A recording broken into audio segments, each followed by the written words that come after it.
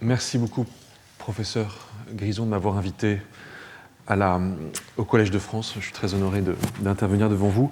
J'interviendrai sans présentation particulière. Je préfère vous parler sans forcément un support visuel, mais je serai le plus pédagogique possible. Et nous sommes rentrés dans la question des métaux stratégiques, critiques, rares, moins rares. On va redéfinir tous ces termes-là.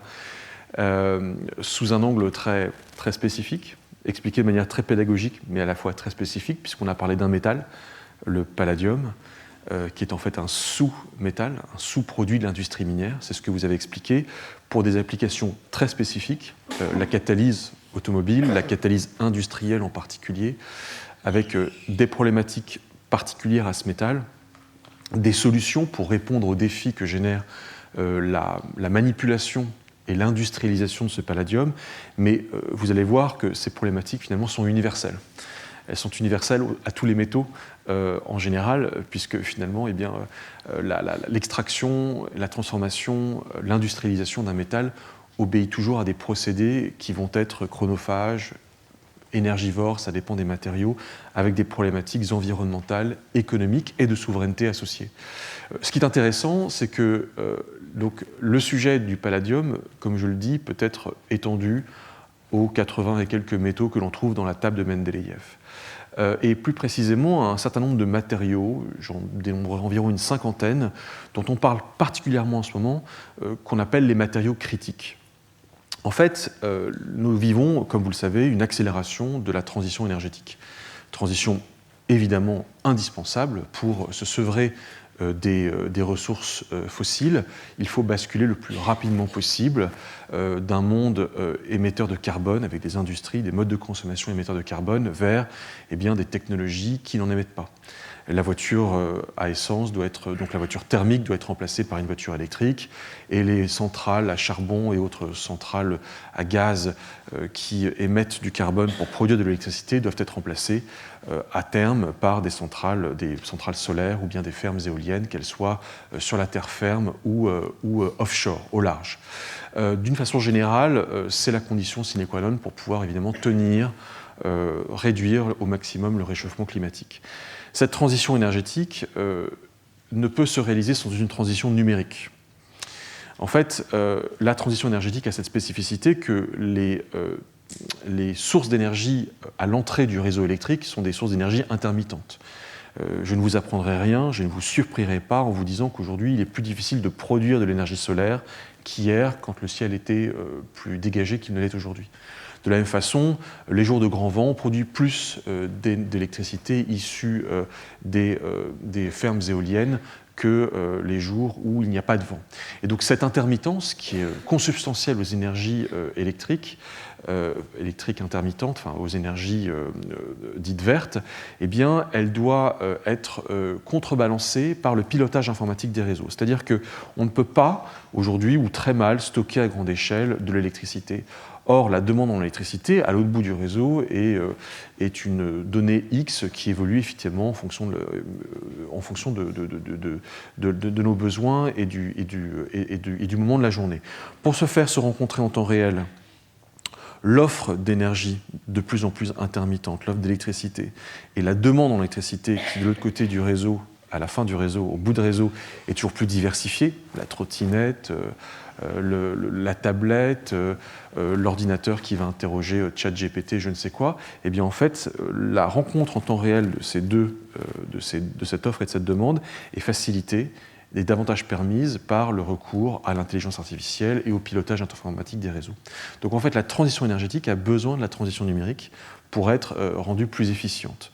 Inversement, la transition numérique est consommatrice de ressources, d'énergie.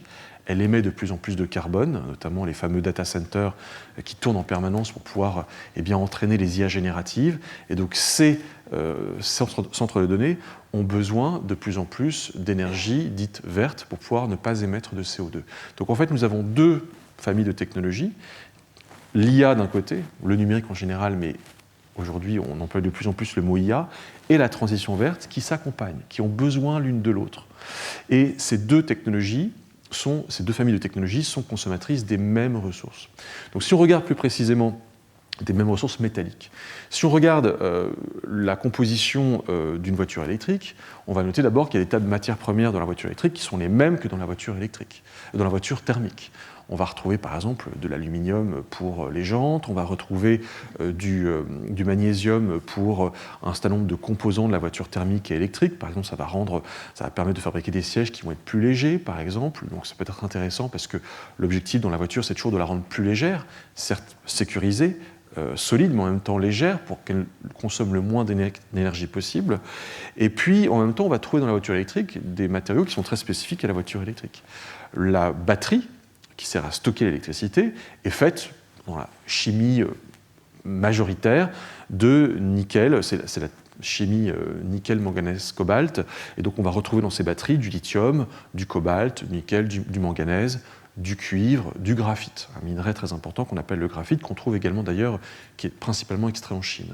Et puis après, le moteur de la plupart des voitures va être un moteur fabriqué à base d'un aimant permanent.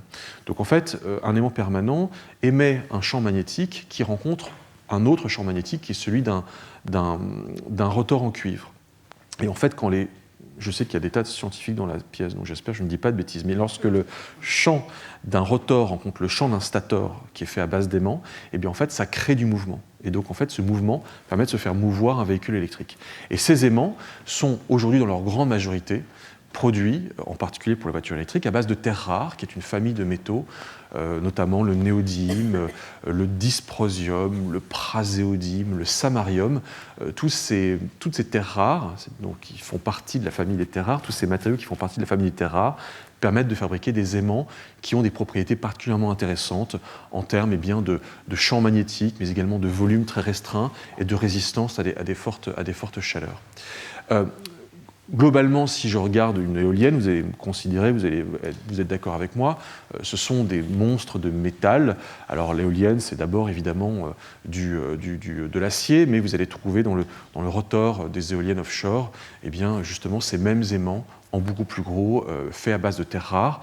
Les panneaux solaires nécessitent du silicium métal, c'est pas rare, mais il faut transformer le silicium en métal, c'est un procédé qui est complexe, qui est également un procédé maîtrisé par la Chine. Et puis on va retrouver de l'indium, de l'argent dans les panneaux solaires. Tout cela, l'électricité produite par les panneaux solaires, les éoliennes, qui va se diriger vers la borne de recharge à laquelle je vais brancher ma voiture, tout cela transite via un réseau électrique qui est fait de cuivre. Et en fait, le cuivre, c'est le grand métal de la transition énergétique. C'est l'un des métaux les plus nécessaires, puisqu'il est conducteur, il est très conducteur d'électricité. Et donc, il faut des quantités colossales de cuivre pour pouvoir faire transiter cette électricité-là. Et toutes ces technologies fonctionnent grâce à des technologies numériques. Elles sont rendues plus efficientes par les technologies numériques. Et si vous si vous avez un jour l'idée d'ouvrir votre téléphone portable, vous allez voir à l'intérieur de votre téléphone portable jusqu'à 70 matières premières, une majorité de métaux. Et là, vous allez retrouver dans la batterie du téléphone portable les mêmes métaux que dans la batterie de la voiture électrique. Vous allez retrouver également des terres rares, notamment les microphones de votre téléphone portable. Dans la puce électronique, qui est en fait le cerveau de votre téléphone portable, vous avez toutes sortes de matériaux. Vous avez 50 matériaux dans la puce électronique, même si ça paraît tout petit. En fait, il y a beaucoup de matériaux qui se trouvent à l'intérieur, notamment du silicium, notamment de l'étain, et ainsi de suite, et ainsi de suite. Ces métaux sont soit abondants. Le fer, l'aluminium, le cuivre, le zinc, le plomb sont des métaux dits abondants. On en extrait des milliards de tonnes, à tout le moins des dizaines de millions de tonnes par an. Le cuivre, c'est environ 25 millions de tonnes par an. Et puis, il y a des matériaux qu'on utilise dans des proportions bien moindres. On les appelle souvent des métaux de spécialité, parce que leurs applications sont très spécifiques. On les appelle des petits métaux. On les appelle des métaux mineurs, minor metals en anglais. Et puis on les appelle souvent aussi des métaux rares, rare metals. C'est d'ailleurs la terminologie officielle des Japonais qui considèrent leurs métaux stratégiques comme pour partie des métaux rares, dits rares parce qu'ils sont moins abondants que les métaux abondants. C'est-à-dire que lorsque vous allez trouver dans une mine de cuivre ou de fer, où vous avez précisé de cuivre et de nickel, le cuivre étant un métal abondant, eh bien vous allez trouver dans une mine beaucoup moins de palladium, qui est un sous-métal du cuivre, et en fait, on l'appelle donc métal rare parce qu'il est plus rare qu'un métal abondant. Dans une mine de fer, vous allez trouver du fer évidemment, et vous allez trouver des sous-produits du fer, et notamment des terres rares, et notamment du néodyme, qui est un métal qui permet de fabriquer les aimants que l'on trouve dans les moteurs des voitures électriques. Et en moyenne, évidemment ça va dépendre des gisements, mais vous allez trouver environ 1200 fois moins en concentration de néodyme dans une mine de fer que le fer lui-même. Ça nous renvoie un petit peu à la visualisation que vous proposiez, Madame Grison, de montrer que finalement, toutes choses égales par ailleurs, toute proportion gardée, on va trouver 1000, 2000, 3000 fois moindre de métaux rares dans l'écorce terrestre par rapport aux métaux abondants. Ces métaux, globalement, leur situation géographique, leur géologie, on peut la considérer, mais je parle de façon très, très vaste, n'est-ce pas ? Je vous donne une réalité à gros traits. On peut considérer qu'ils sont relativement bien répartis dans l'écorce terrestre. Il y a bien sûr des exceptions, on a parlé du palladium, on peut également parler des platinoïdes qui sont très concentrés en Afrique du Sud, dont d'ailleurs le palladium fait partie. Et là, on va trouver vraiment des gisements de platinoïdes, mais vraiment, géologiquement, on sait que c'est là que ça se passe et pas forcément ailleurs sur Terre. On va retrouver également cette même problématique à propos du cobalt, qu'on va souvent retrouver dans des gisements très particuliers sur Terre, notamment la RDC. Pour autant, et puis après vous avez des pays qui effectivement concentrent des gisements colossaux de certains matériaux comme les terres rares par exemple. On sait que les ressources par exemple de terres rares sont beaucoup concentrées en Chine, on les trouve beaucoup au Groenland, ce qui explique plein de choses. On les trouve beaucoup au Brésil. Les Brésiliens en ce moment investissent énormément et croient énormément à l'accélération du secteur minier pour l'exploitation des terres rares, dont d'ailleurs dans lesquels les Français vont se servir. Il y a des partenariats industriels intéressants entre des extracteurs de terres rares au Brésil et des transformateurs de terres rares en France, et qui vont bientôt se mettre à travailler opérationnellement ensemble pour que nous puissions avoir des terres rares en France, mais ça commencerait du Brésil. Mais globalement, ces métaux, on les trouve partout sur Terre en fait. Et si je projetais une carte de l'ensemble des matériaux dont on a besoin au quotidien, eh bien on constaterait qu'il y a des centaines, voire des milliers, pour certains d'entre eux, de gisements parfaitement identifiés, pas forcément exploités, mais qui sont identifiés. Et je ne vous parle même pas de ce qu'on pourrait trouver au fond des océans, puisqu'on parle de plus en plus d'aller extraire ces matériaux dans des nodules polymétalliques, des petites concrétions rocheuses qu'on trouve dans des grandes plaines abyssales au large du Mexique, dans une vaste zone qu'on appelle la zone de Clarion-Clipperton, qui est un morceau d'océan qui fait 9 millions de kilomètres carrés, c'est-à-dire 2 fois la taille de l'Europe. Et au fond, à 5 mètres de profondeur, c'est plat, et on trouve ces petites boules posées au fond des océans et qui sont très, très riches en métaux tels que par exemple le nickel. Et donc en fait, et puis je ne vous parle même pas de ce qu'on trouverait sur les astéroïdes, etc. etc. Tout ça évidemment c'est un potentiel, ce n'est pas une réalité matériellement extractible, il n'y a pas de modèle économique pour aller extraire ces matériaux dans les océans et sur les astéroïdes, mais c'est dire que en fait, on trouve ces matériaux partout. Il se passe qu'en revanche, extraire ces matériaux, ça vient à un coût écologique, qui a été évoqué par Madame Grison. Alors quelquefois, quand je parle de ces coûts écologiques, je me rends compte moi-même que je suis particulièrement dur et que je mets des mots sur l'extraction qui sont particulièrement, sur les coûts écologiques de l'extraction et du raffinage qui sont particulièrement des mots qui peuvent être perçus comme étant un peu affolants. Et je me rends compte que j'étais moins affolant que professeur Grison, 1 heure avant moi, parce qu'effectivement, j'ai pu me rendre en tant que journaliste à de nombreuses reprises dans les mines d'extraction, dans des mines de métaux stratégiques, notamment en Chine, pour constater que quand on parle d'extraction, les enjeux environnementaux sont absolument colossaux, et quand on parle de raffinage, les enjeux environnementaux également sont colossaux. Donc déjà, il faut extraire la ressource du sol, et puis il faut ensuite effectivement produire un métal pur à 99,9999%. Et extraire ces terres rares de mines de fer en Chine et puis produire des terres rares complètement pur ou quasi pur. Ça passe par un phénomène, des process d'hydrométallurgie. Donc on va utiliser des solvants, on va avoir recours à énormément d'eau pour pouvoir répéter, mais des centaines de fois, en fait, la même opération qui consiste progressivement à séparer la roche du métal, les métaux entre eux, et puis arriver à cette terre rare pure. Et l'eau, en bout de processus, chargée en métaux lourds, en produits toxiques, est directement rejetée dans les écosystèmes, dans un lac de rejet toxique qu'on appelle le Huequang Dam, là-bas, sans aucune espèce de processus de traitement des eaux de quelque manière que ce soit. Vous avez autour de ce Huequang Dam, qui se trouve en fait en Mongolie intérieure, près de la ville de Baotou, à 800 km au nord-est de Pékin, vous avez des gens qui vivent dans des villages qui ont été d'ailleurs repoussés, enfin les villages ont été déplacés pour en fait faire de la place à Baogang, qui est le géant métallurgique, minier métallurgique chinois, pour qu'il puisse étendre ses activités. Et donc les villages qui, en fait, s'amoncellent autour de ces zones industrielles, les gens, quand on va les voir, et je les ai vus, et j'ai parlé avec eux, je les ai filmés, je les ai interrogés, nous disent, oui, effectivement, on vit dans un village du cancer. Alors, moi, je n'ai pas de statistiques INSEE chinoises à vous proposer à l'instant où je vous parle, d'accord ? D'abord parce qu'il n'y en a pas, et que si elles existaient, elles ne seraient probablement pas publiques. Donc je suis obligé de me référer à ce témoignage subjectif qui est celui de ces gens, de ces Chinois qui parlent, et qui disent oui, effectivement, on vit dans un village du cancer, parce qu'on trouve qu'il y a un nombre de cancers qui est particulièrement élevé dans notre village par rapport à ce que l'on voit d'habitude. Et je parle souvent à des gens qui sont peu éduqués, donc c'est un ressenti de leur part, mais il faut savoir les écouter. Et puis quelquefois des gens qui disent vous avez des très beaux objets dans votre quotidien, des beaux téléphones, mais pour avoir ces beaux objets, il faut ce que vous voyez chez nous. Et une femme comme ça qui dans son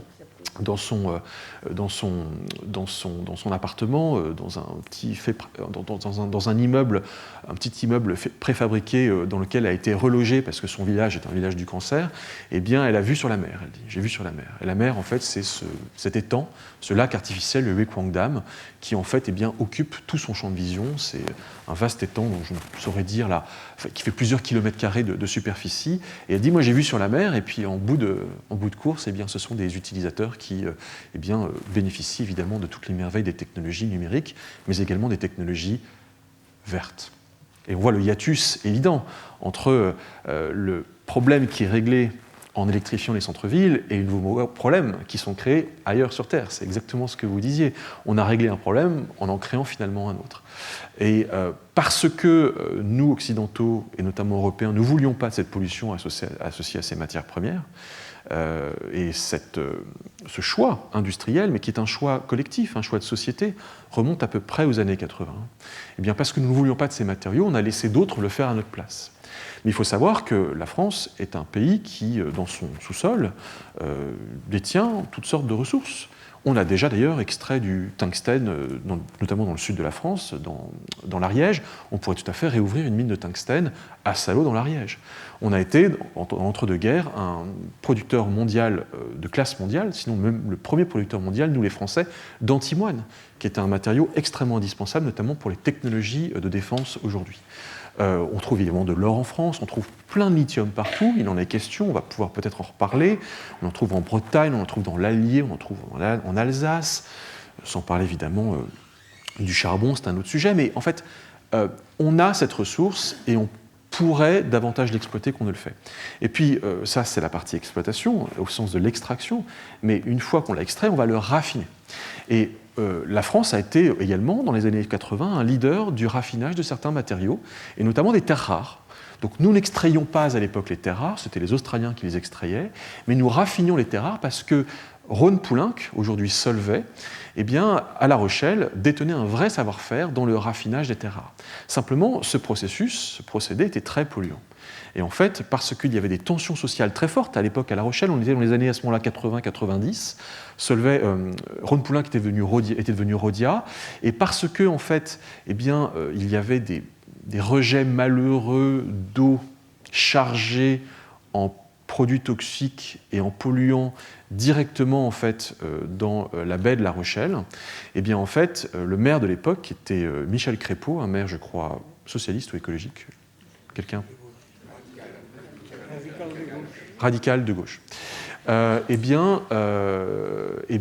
Michel Crépeau, sous la pression de ses administrés, c'est-à-dire les électeurs, les électrices, décide de, en fait, pousse en fait, enjoint Rhodia alors à réduire ses activités de raffinage de terres rares, qui ne vont pas complètement fermer, qui vont en fait continuer à tourner, mais de manière ralentie. La partie la plus sale du processus, qui consistait en fait à séparer le thorium de l'humarium et les terres rares, un procédé qui générait des émissions, de la radioactivité, et bien en fait elle est délocalisée en Chine.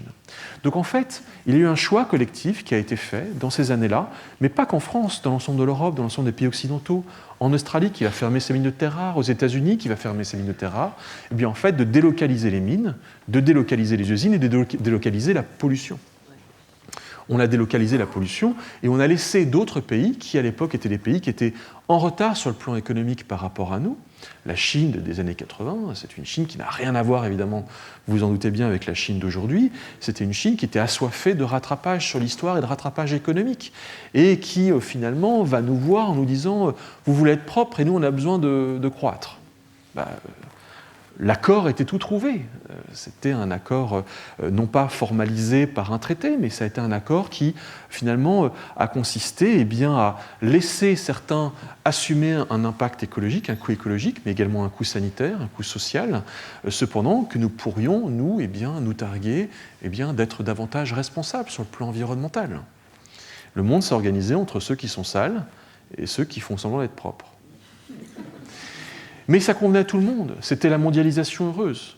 Le minerai était produit pas cher, et nous l'achetions pas cher pour en conserver la valeur ajoutée, le mettre dans des beaux produits de haute technologie, et nous étions certains d'avoir 25 ans d'avance sur les Chinois. Comme vous le savez, cette vision du monde ne tient plus.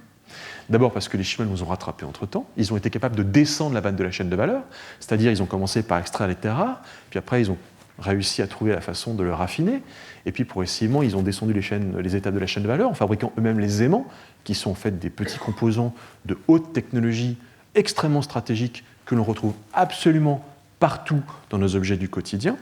Ils vont faire ça avec tout. Ils vont faire ça avec la batterie de la voiture électrique. Ils vont soit extraire, soit aller chercher chez les autres le minerai pour le raffiner chez eux, fabriquer les anodes et les cathodes, et puis finalement fabriquer 75% aujourd'hui des batteries de voitures électriques et 50% des véhicules électriques dans le monde. Donc en fait, cette illusion d'une avance que nous pourrions conserver, cependant que l'empire du milieu resterait l'empire des jeans et des jouets, a tenu 20 ans, 25 ans. Nous avons été extrêmement prétentieux. Nous avons été extrêmement hautains à l'endroit des Chinois, qui, pendant ce temps-là, ont beaucoup travaillé et n'ont rien dit. La devise de Deng Xiaoping à l'époque était, il avait une devise dont le verbatim m'échappe, mais qui consistait à dire « faisons profil bas ».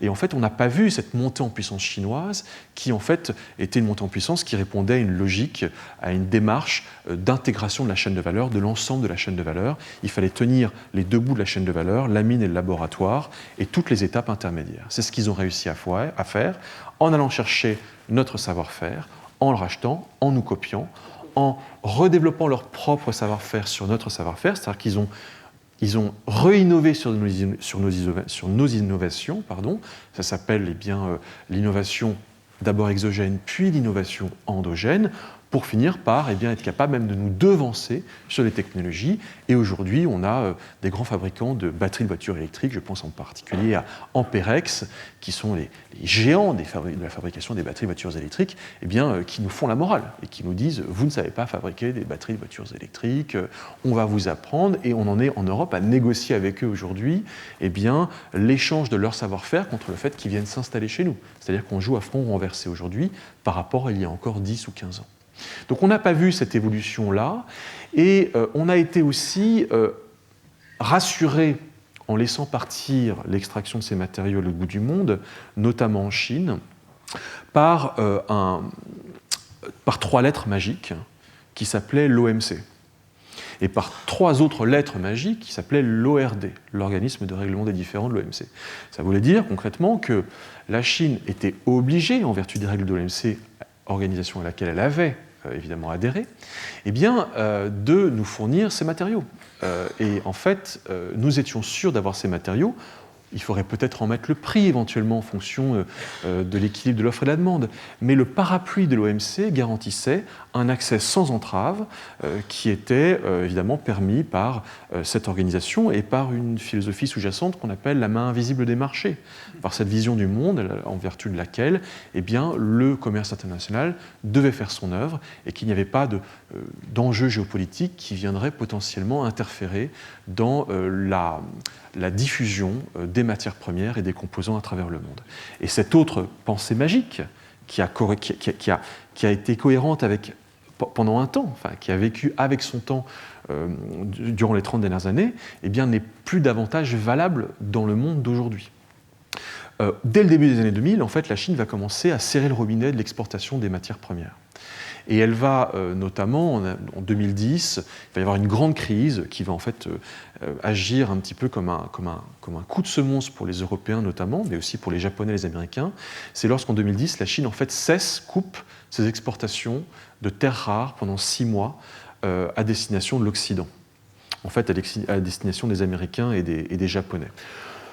Le fond de l'histoire, c'est qu'en fait, la Chine se dispute avec le Japon quelques îlots épars en mer de Chine méridionale, gorgés de gaz et de pétrole dans leurs fonds marins. Et en signe de mécontentement diplomatique, eh bien, en fait, embargo sur les terres rares pendant 6 mois. Et là, tout d'un coup, on se dit, mais de quoi parle-t-on, en fait ? Les industriels n'étaient pas forcément même véritablement au courant de l'existence de ces matériaux. En Europe, quand vous êtes un assembleur de voitures, vous n'achetez pas des terres rares. Vous achetez des aimants de terres rares et vous assemblez tout cela dans une voiture. Vous êtes un assembleur et un concepteur. Mais vous avez laissé tomber depuis très longtemps l'aval de la chaîne de valeur. C'est votre N+7, votre N-7 qui s'occupe de la mine et votre N-6 qui s'occupe de la séparation des terres rares. Et puis vous avez parmi les intermédiaires eh bien, des logisticiens, des transformateurs, des fabricants d'aimants, des fabricants de composants. Donc en fait, tous ces gens-là ne savaient pas forcément, à l'époque, on était en 2010, les industriels ne savaient même pas forcément ce qu'étaient les terres rares et à quoi ça servait. Ils ne savaient pas qu'ils en consommaient. Et tout d'un coup, en fait, ça va être néanmoins un réveil très fort au niveau de l'Union européenne. À l'époque, c'est Jean-Louis Borloo qui est, je me rappelle, ministre de l'Environnement, et c'est Jean-Louis Borloo qui pousse beaucoup à ce que l'Union européenne eh bien, édite une première liste de métaux critiques. Et donc cette première liste va être produite en 2011, et elle va être remise à jour tous les 3 ans, et donc elle va être remise à jour cette année, et à ce jour, et c'est la nomenclature, enfin c'est la liste de métaux critiques de 2023, nous sommes à 34 métaux critiques. Qu'est-ce que ça veut dire, ces métaux critiques ? Eh bien, ça veut dire en fait que l'Europe se met à lister les matériaux qui sont stratégiques pour ces industries, automobiles, électroniques, défense, parce que si on veut être cohérent et en tout cas peser face à M. Poutine et face à M. Trump, il faut des armements. Et ces armements, le F-35, un missile de haute précision, sont faits avec des matières premières métalliques et notamment des terres rares. On retrouve les terres rares dans le système de guidage des missiles. Il y a beaucoup de terres rares qui tombent en ce moment en Iran, très concrètement. Et les F-35, ou le Rafale, pardon, j'aurais dû parler du Rafale, sont des bijoux de technologie, mais ce sont des concentrés de métaux et d'alliages extrêmement pointus, notamment du titane. Or, le titane vient de Russie, un vrai sujet pour l'Europe que de s'approvisionner auprès de la Russie, qui n'a pas fermé le robinet du titane, mais qui laisse planer le doute et qui laisse planer en fait la menace de couper ses approvisionnements de titane. Si les Russes coupent leurs approvisionnements de titane, c'est un vrai problème pour nous les Européens. Pour le moment, c'est un peu l'équilibre de la terreur entre les Russes et les Européens, parce que nous, du coup, en leur achetant leur titane, eh bien, en fait, on finance l'effort de guerre russe. Ce qui est reproché à Airbus dans une investigation qui a fait grand bruit et qui a été publiée il y a 1 an ou 2 par un média français qui a dit mais finalement vous, Airbus, vous avez acheté des centaines de millions d'euros de titane aux Russes, mais la réalité c'est qu'on ne peut pas se passer des Russes. Donc, excusez-moi, donc ces matériaux servent également pour l'industrie de défense. Et donc en fait ce sont des matériaux stratégiques et ce sont des matériaux qui, en vertu de cette logique de spécialisation minière, c'est-à-dire qu'on pourrait les produire ailleurs, mais on a décidé de laisser être produits, extraits, raffinés dans certains pays, et qui, en vertu d'une logique de spécialisation minière et métallurgique, eh bien, en fait, vont devenir des leaders de certains matériaux. Eh bien, en fait, tout d'un coup, on se rend compte que si on veut acheter certains matériaux, on doit se tourner vers un pays, peut-être 2 pays, et puis au sein d'un pays, peut-être vers 2 ou 3 sociétés minières, mais qui elles-mêmes en fait envoient leurs matériaux à 2 sociétés de raffinage, qui elles-mêmes envoient leurs matériaux à 4 sociétés de fabrication d'aimants permanents. Mais donc il y a des goulots d'étranglement qui se resserrent ou s'élargissent à différentes étapes de la chaîne de valeur, et en fait tout ça fait prendre la mesure de notre dépendance à certains pays, certaines entreprises, dont les intérêts ne coïncident pas forcément avec ceux des pays occidentaux. Et c'est de là que vient le terme de criticité. C'est-à-dire qu'en fait, ce sont des matériaux stratégiques, produits ailleurs, par une poignée de pays, et si jamais un événement faisait que la production de ce matériau ou l'exportation de ce matériau cesse, eh bien, il n'y a pas de plan B. Et on voit un hiatus très fort. Quand je vous dis qu'il n'y a pas de plan B, c'est très concret. Il n'y a pas de plan B parce qu'en fait, ouvrir une mine dans le monde, ça prend en moyenne, c'est un chiffre de l'Agence internationale de l'énergie, 16 ans et demi. Entre le moment où je me dis, tiens, il y a peut-être quelque chose sous le Collège de France, et le moment où je vais commencer à extraire sur quelque chose, à supposer que j'ai l'accord de la mairie de Paris pour cela, il va se passer 16 ans et demi. D'accord ? Donc en fait, quand je dis qu'il n'y a pas de plan B, c'est très concret. C'est-à-dire que si la Chine, le 1er avril, dit « j'arrête d'exporter des aimants de terre rares », ce qu'elle menace de faire, en fait, je ne peux pas le 2 avril je peux me tourner vers quelques producteurs alternatifs, mais peu de producteurs alternatifs. Donc en fait, et je ne vais pas forcément pouvoir substituer facilement. Je ne vais pas pouvoir dire, tiens, je vais remplacer mes terres rares par quelque chose.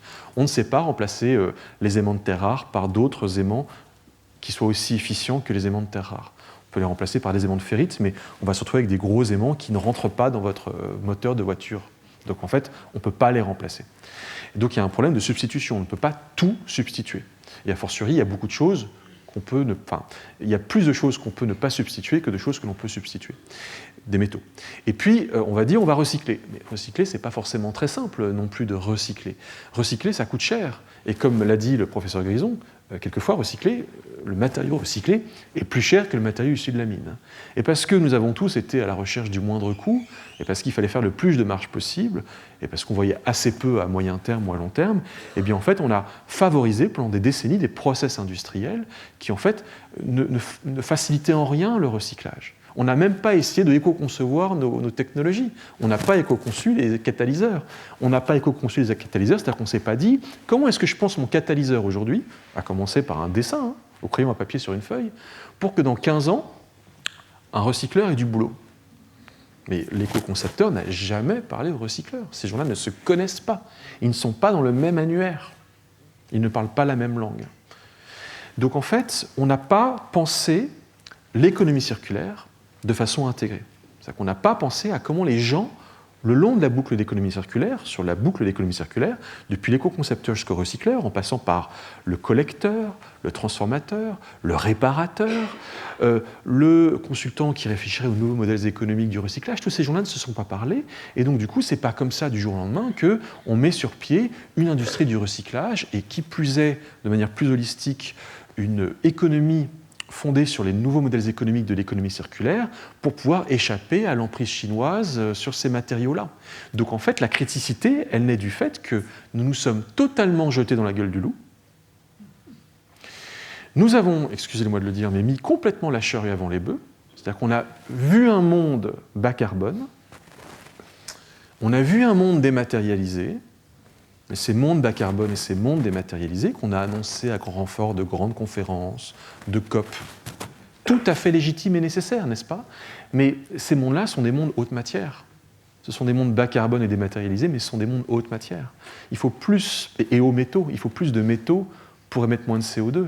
Et il faut beaucoup de métaux pour fabriquer un monde censément dématérialisé et recevoir ma fiche de paye dans le cloud. Et donc, en fait, on a pensé l'avenir, on a envisagé un avenir. Le marketing est venu évidemment nous inspirer. Je n'ai pas besoin de revenir sur l'imaginaire que peut véhiculer une publicité pour une voiture électrique à 19h59 sur une grande chaîne. Mais on n'a pas pensé au chemin qu'il faudrait parcourir pour pouvoir atteindre ce monde-là. Et l'accord de Paris de 2015, qui fait 29 pages, mentionne à aucun moment le mot ressources, le mot métaux, le mot minerais, le mot mine, les mots matériaux ne sont pas, même pas une seule fois mentionnés dans l'accord de Paris. Donc on a vu l'objectif, mais on n'a pas vu la manière, la façon d'atteindre l'objectif. C'est un immense angle mort de 180 degrés qui en fait a été complètement laissé de côté par les pays occidentaux. Et donc, progressivement, à mesure que va se passer ce que je vous explique, c'est-à-dire la montée en puissance technologique chinoise, mais également des restrictions chinoises aux exportations de ces matériaux. Pourquoi ? Parce qu'elle veut les garder pour elle-même, elle veut les garder pour ses propres industries, elle veut les garder pour fabriquer des composants. Elle va nous vendre le composant, elle ne va pas nous vendre le métaux à 1 euro le kilo, elle va nous vendre la voiture électrique qui vaut 25 000 euros. C'est logique. La Chine, elle nous dit quoi ? Elle nous dit, vous les Français, vous ne vendez pas du raisin, vous vendez du vin. Et c'est ça qui fait que vous êtes des gens sympas, sexy et qu'on vous aime bien dans le monde. Vous vendez un bon Bordeaux, vous ne vendez pas un jus de raisin. Vous vendez un produit transformé, et entre la vigne et la cave, il y a du savoir-faire. Ben nous, c'est pareil, en fait. On ne va pas vous vendre des terres rares qui sortent quasi brutes de la mine. On va vous vendre des voitures électriques avec les terres rares à l'intérieur. Et ils ont eu complètement raison. Mais donc, en fait, cette évolution chinoise, très structurée, très patiente, construite sur le temps long, très humble, qui s'est étalée sur 25-30 ans, sur le temps d'une génération. Les Chinois ont pensé en fait à l'intérêt de la génération d'après. Leur génération, c'est la génération qui a construit cela, ils ont bossé comme des chiens. Ils se sont dégueulassés. Ils sont morts de cancer dans des conditions épouvantables dans les mines. Mais ils ont construit un avenir qui est infiniment plus radieux pour leurs enfants. Et ils avaient cela en tête. Je pense que ça nous fait réfléchir lorsqu'on voit la façon dont on mène aujourd'hui des campagnes électorales dans le monde occidental. Mais donc, cette patience et cette intelligence du temps long chinoise nous amènent à une situation où en fait, nous découvrons, à la faveur d'un embargo, d'une liste de métaux critiques qui est produite par l'Union européenne et qui est aussi aujourd'hui produite par les Américains, et produite par les Japonais, et produite par les Australiens, et produite par les Canadiens. Chacun produit ces listes de métaux critiques. Nous réalisons en fait que ce monde bas carbone est un monde aux métaux, que nous avons laissé un leadership partir à l'étranger, et qu'en fait, si jamais les exportations cessent, il n'y a pas de solution concrète à court terme pour pouvoir échapper au goulot d'étranglement chinois. Donc c'est aujourd'hui la situation dans laquelle on se trouve aujourd'hui. Alors il se passe qu'il y a un réveil occidental qui se produit, moi je dirais depuis environ 2, 3, 4 ans. Rappelez-vous le Covid, pendant 3 semaines, je crois, au mois de mars 2000, j'arrive jamais à me rappeler, je crois que c'était 2020. Donc il y a 6 ans, mais à cette époque-là, on n'avait pas de masque. Et on attendait que quelqu'un nous livre des masques. Et c'était la Chine. Et tout d'un coup, on s'est dit, mais c'est dingue quand même de dépendre de la Chine pour des produits finis aussi importants. Ça fait mûrir en fait et ça fait se modifier un logiciel qui était fondé sur des logiques de libre-échange, qui n'étaient pas forcément portées vers des logiques de souveraineté industrielle. À la même époque, vous avez peut-être que vous vous rappelez, dans le canal de Suez, un porte-conteneur qui se bloque en travers du canal de Suez, et pendant 11 jours, le canal de Suez est fermé et on fait le tour, comme au bon vieux temps, en passant par le Cap.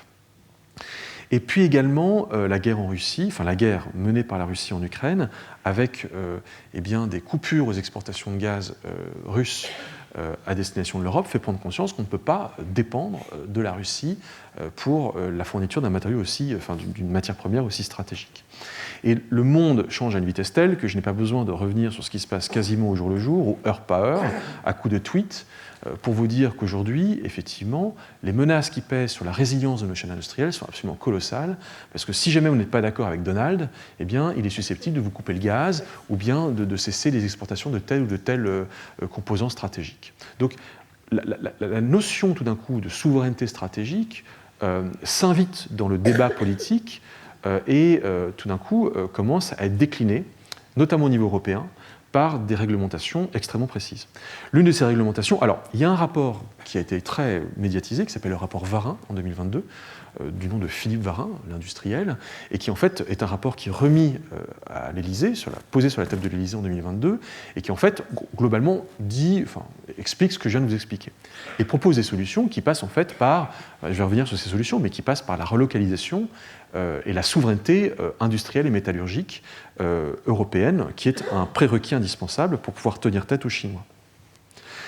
En 2024 est passé le Critical Raw Materials Act, donc le plan de la Commission européenne pour les métaux critiques, Critical Raw Materials.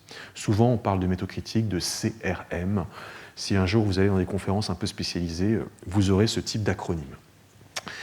Ce CRM Act fixe 3 objectifs non contraignants à 2030 et qui sont très intéressants. Le premier, c'est qu'il faut qu'en 2030, l'Europe extrait de son sous-sol, donc l'Europe des 27, 10% de ce qu'elle consomme. Aujourd'hui, je crois qu'on est à, tous métaux confondus, 5-6. Il faut qu'en 2030, elle raffine, elle transforme 40% de ce qu'elle consomme. Et en 2030, il faut qu'elle réincorpore dans les produits finis, il faut que ces produits finis soient faits avec 25% de métaux issus du recyclage. Donc il faut qu'elle recycle ce qu'elle consomme, et il faut qu'elle reconsomme ce qu'elle a recyclé, qu'elle le réincorpore, avec un chiffre à 2030 de 25. 10, 40, 25. La Commission européenne dit cela, puis après, bon, elle va évoluer, elle va produire un plan, notamment un plan qui est tout récent, et qui en fait identifie 47 projets, de la mine jusqu'au recyclage, en passant par la séparation de certains matériaux, mais on parle de tous les matériaux de la table de Mendeleïev, le cuivre, le nickel, le lithium, le cobalt, les terres rares, les aimants, le recyclage. Tous ces matériaux, sur toutes les étapes de la chaîne de valeur, eh bien, peuvent faire l'objet de plans de relance à l'échelle des 27 pays de l'Union européenne. Et donc, je vous invite à regarder la carte de ces 47 projets qui ont été sélectionnés par l'Union européenne avec une aide européenne, un soutien pour partie, évidemment, pour aider à la relance, mais ça doit permettre eh bien, d'atteindre cet objectif-là. Et donc, en fait, on se rend compte que l'Europe peut faire beaucoup de choses. Elle peut extraire, elle peut raffiner, elle a un savoir-faire, et elle peut évidemment recycler tous ces matériaux. Ce qui est impressionnant, c'est l'accélération américaine sur le sujet, en ce moment. Les Européens se réveillent parce qu'ils ont une urgence, c'est la transition énergétique. Les Américains se réveillent parce qu'ils ont une urgence, c'est l'IA. Il y a vraiment, on voit bien la même réponse, mais qui obéit à 2 objectifs différents. Les Américains sont bien moins soucieux que nous du réchauffement climatique, mais ils ont bien conscience que l'IA est très consommatrice, fortement consommatrice de ces métaux. Et donc les Américains ont besoin d'accélérer également dans la production de ces matériaux. Et donc s'est tenu un sommet à Washington, il y a environ 1 mois de cela, sous l'égide de J.D. Vance, le vice-président américain, de Marco Rubio, le secrétaire d'État, l'équivalent de notre ministre des Affaires étrangères. Et les Américains ont rassemblé à Washington une 50aine d'États venus du monde entier, notamment du Sud global. Et là, on s'est rendu compte que les Américains avaient beaucoup d'amis. Ils avaient envie de se faire beaucoup d'amis. Ils leur ont bien parlé, ils ne les ont pas insultés, ils ne les ont pas maltraités. Parce qu'en fait, les Américains ont le même problème que nous. Le temps mis aux États-Unis, tout à l'heure je disais 16 ans et demi, est encore plus long aux États-Unis, il est de 29 ans. C'est l'un des temps miniers les plus longs au monde, parce que quand vous voulez ouvrir une mine, vous avez une association écologique qui dit non. Donc du coup, en fait, il y a un procès, il faut l'autorisation administrative, il faut l'étude d'impact, il faut aller éventuellement devant la Cour suprême. Tout ça, c'est long. Et donc, en fait, les Américains réfléchissent à la meilleure manière de contourner un monopole, notamment chinois, en allant chercher ces matériaux ailleurs dans le monde. Et c'est là qu'on réalise qu'en fait, ces matériaux peuvent être extraits partout. Et donc, les Indonésiens regorgent de nickel. Les Sud-Africains ont plein de palladium et de platinoïdes. Mais ils ont également des terres rares, les Sud-Africains. Les Brésiliens ont plein de terres rares, les Chiliens ont du cuivre, les Boliviens, les Argentins ont du lithium, les Canadiens, ils ont tout. Les Mexicains ont du lithium. Arrive le Groenland. Le Groenland, aujourd'hui, il y a 2 mines en opération, et en plus, il y a une mine de diamants.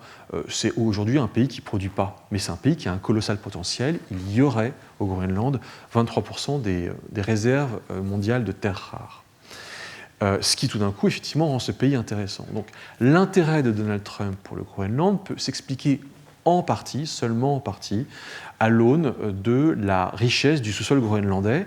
Mais je lui souhaite bon courage à M. Trump, parce qu'en fait, il y a tout à faire au Groenland. Il y a peu de routes. Il y a une population qui n'est pas forcément formée à la mine. Donc c'est un savoir-faire qu'il va falloir importer. Il n'y a pas de centrale électrique en quantité suffisante pour pouvoir raffiner le minerai sur place. Il y a peu de ports. Il n'y a pas forcément toutes les infrastructures. Donc si les Américains veulent mettre la main sur le Groenland, ils mettent la main sur un potentiel. Mais le temps que ce potentiel devienne un gramme de minerai concrètement extrait du sol et qui rentre dans un F-35 ou une voiture électrique, il va se passer le temps qu'il a fallu aux Chinois pour faire la même chose. c'est-à-dire 10, 15, 20 ans, 25 ans. Je ne suis pas sûr que M. Trump ait conscience qu'en fait, il fait du temps long de cette manière-là. Je ne crois pas qu'il réalise qu'en fait, il s'engage dans un énorme... en fait, il est en train de devoir... S'il commence à vouloir mettre la main sur ce territoire et en extraire et en valoriser les ressources, c'est toute une chaîne de valeur jusqu'au produit fini qu'il faut relancer, et ça prend nécessairement plusieurs décennies, enfin au moins 15 ans, sinon 25 ans. Et je ne suis pas sûr qu'à la Maison-Blanche, on ait vraiment conscience de l'énormité de ces enjeux-là.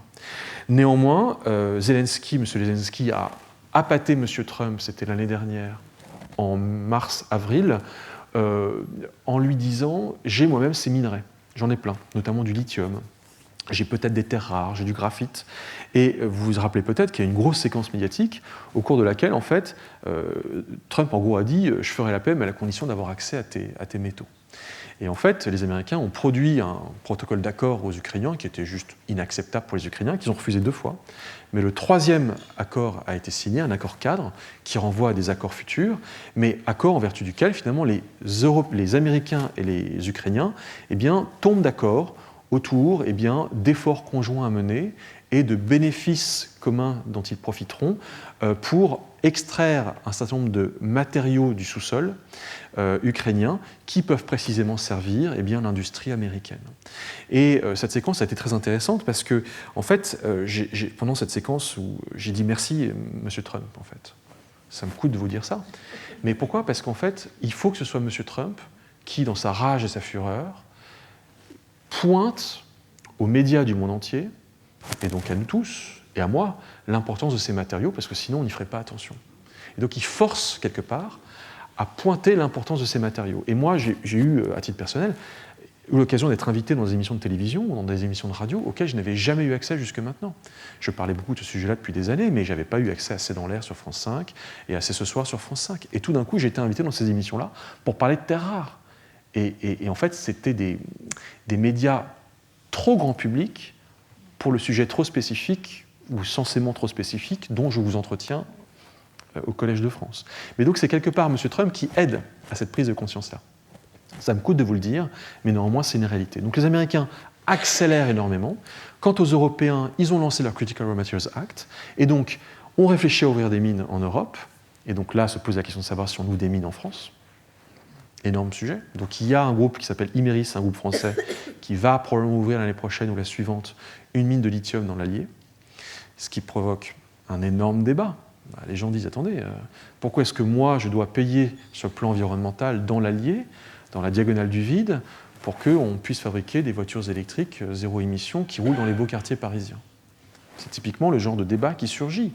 Donc ça pose d'immenses questions. Moi j'ai envie de répondre, il va bien falloir que quelqu'un paye le coût de la transition énergétique. Jusque maintenant on a laissé le boulot aux Chinois. Tout le monde était très content, eux peut-être moins.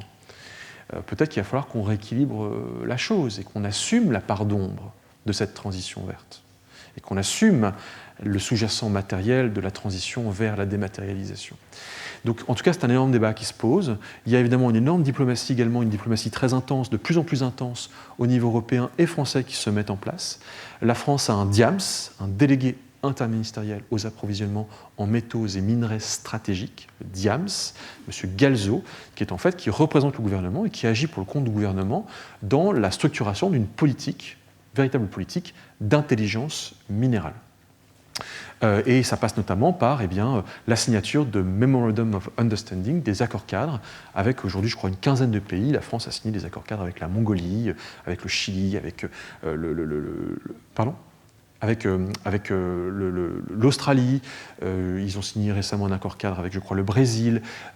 L'objectif étant en fait de poser le cadre de relations entrepreneuriales facilitées entre les acteurs économiques du monde de la mine et de la métallurgie, entre l'Europe et le reste du monde, pour diversifier nos approvisionnements. Arrive évidemment la question de l'économie circulaire que j'ai évoquée, qui est en fait la véritable révolution qui se cache derrière la révolution verte.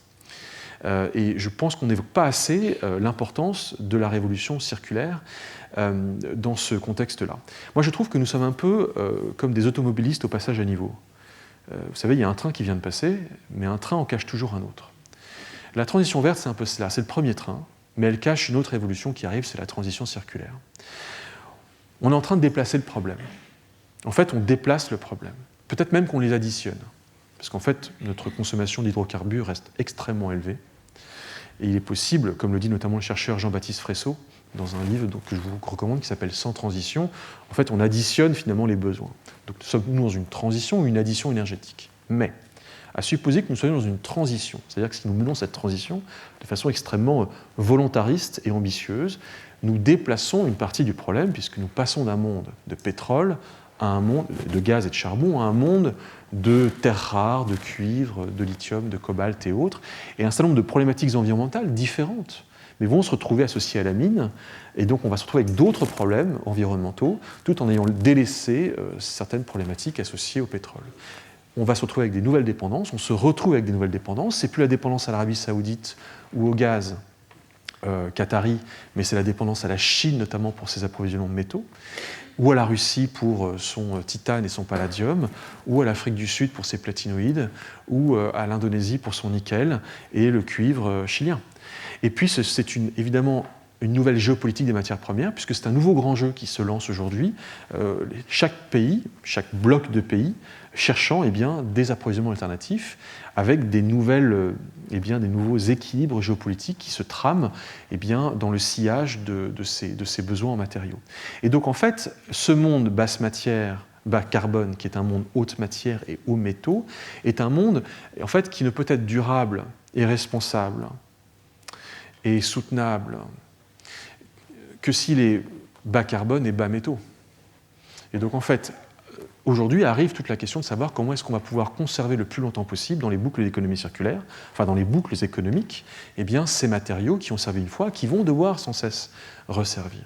Et c'est là que se pose cette immense question potentiellement de la substitution, mais également du recyclage. Comment penser des technologies pour qu'elles soient plus facilement recyclées? Comment les collecter en fin de vie et pas les laisser partir dans les décharges électroniques que vous connaissez du Ghana ou de Chine? Comment penser des nouveaux modèles économiques qui permettent, qui par exemple se fondent sur non pas l'appropriation du bien, mais sa location, de façon à ce que l'intérêt du loueur soit de le louer le plus longtemps possible, plutôt que de le vendre pour le changer le plus rapidement possible, passer à l'iPhone suivant et que le client revienne racheter le prochain téléphone. Et puis ça passe, et puis évidemment ça boucle sur le recyclage, où il faut réfléchir aux nouveaux procédés technologiques du recyclage, mais peut-être accepter qu'un monde basse matière, bas carbone, un monde bas métaux, et un monde bas métaux seront des mondes où tout coûtera forcément un peu plus cher. Une voiture électrique véritablement durable sera une voiture si elle doit notamment intégrer des matériaux issus du recyclage ou des matériaux extraits dans des mines dans des conditions totalement responsables. C'est une voiture qui coûtera plus cher. Et donc, ça nous interroge, nous, en tant que consommateurs.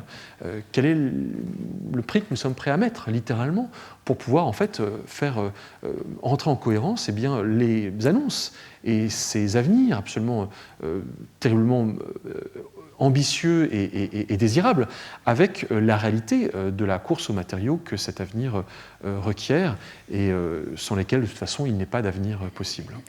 Je vous remercie pour votre attention. J'espère avoir été assez pédagogique dans cette présentation. Et je reste avec le professeur Grison à vos dispositions pour des questions.